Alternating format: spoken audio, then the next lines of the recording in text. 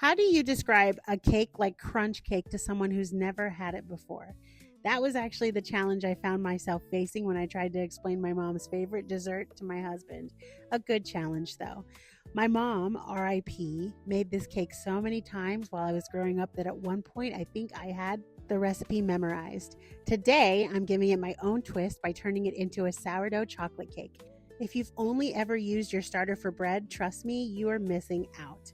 Start by mixing together your sourdough starter, eggs, sugar, brown butter, milk, and vanilla. Then you're going to want to whisk together your flour, cocoa powder, baking soda, and salt before adding all of that to your wet ingredients. Finally, before putting it in the oven, I poured in 3 shots of hot espresso. The batter is supposed to look really thin, and that's exactly what's going to give this cake its ridiculously soft, fudgy texture.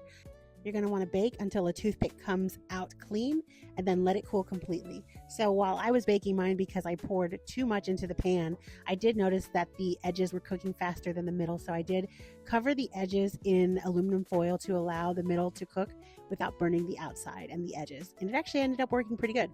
Because I wanted to ensure a certain moistness in this cake, I did brush it gently with sugar water.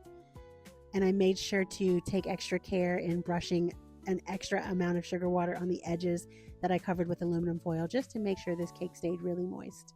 While the cake cooled, I made a simple ganache by pouring hot cream over chopped chocolate chip and stirring it until it was silky smooth.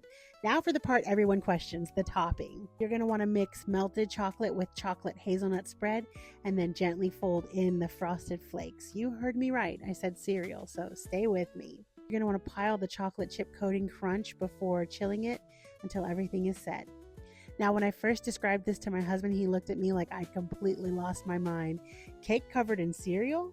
I laughed and I told him just to trust me. As a kid, I never thought twice about desserts like this. Sugar wasn't something I really worried about. I just knew if crunch cake showed up, we were celebrating something.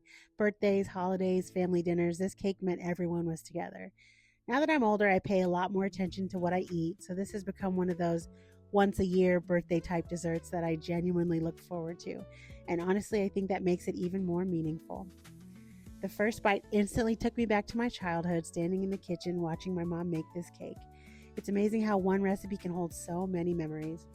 And thankfully, after one bite, my husband became a believer too. I hope this recipe becomes one of those desserts your family looks forward to making together, just like mine did.